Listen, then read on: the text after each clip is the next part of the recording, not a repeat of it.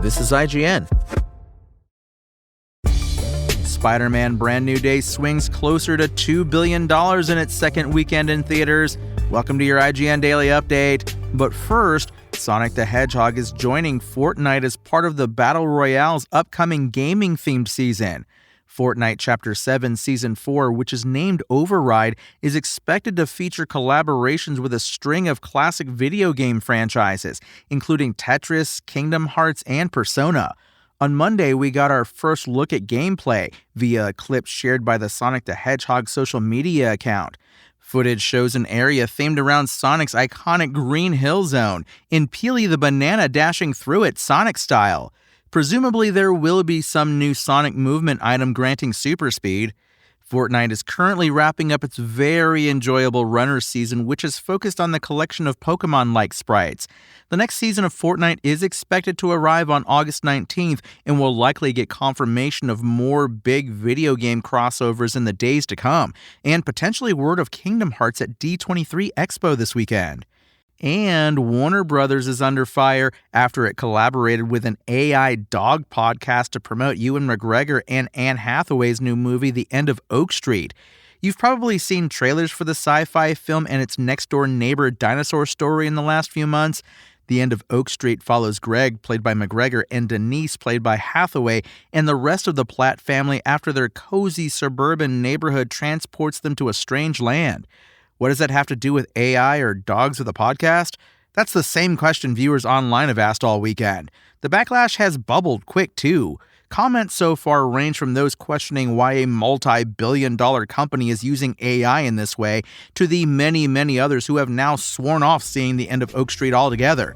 If you haven't yet, go read the post and follow the whole story at IGN.com. August brought another standout weekend at the box office after Spider-Man Brand New Day swung closer to $2 billion in theaters, and The Odyssey became the highest-grossing Christopher Nolan movie of all time. The Tom Holland Marvel Cinematic Universe movie didn't just web up another spectacular weekend, it managed to secure the third-best second weekend in domestic box office history, with an estimated $145 million.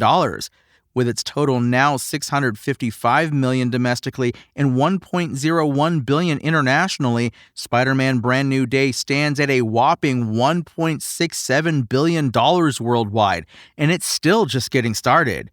With many more weekends in theaters to come, $2 billion seems all but certain for the Destin Daniel Cretton-directed superhero flick.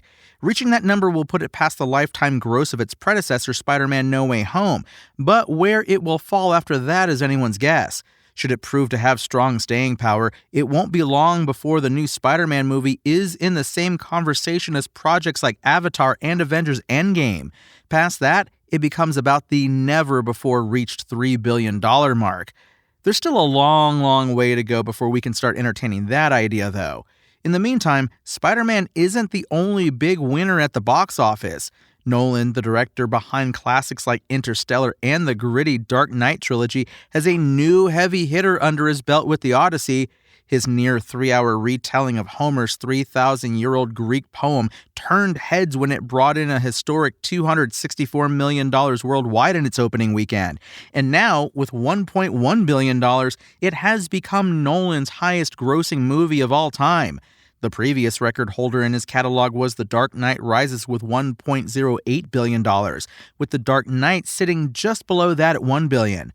Meanwhile, IMAX reported that at $289.3 million in its theaters worldwide, The Odyssey is now its highest-grossing project of all time, too.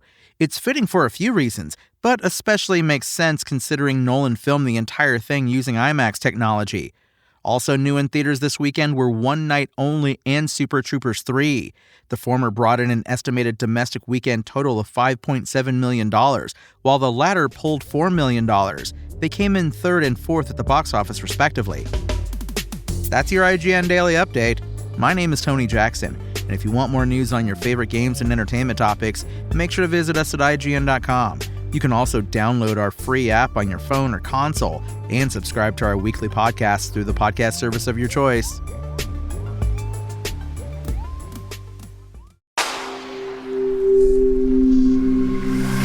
unspoken layer.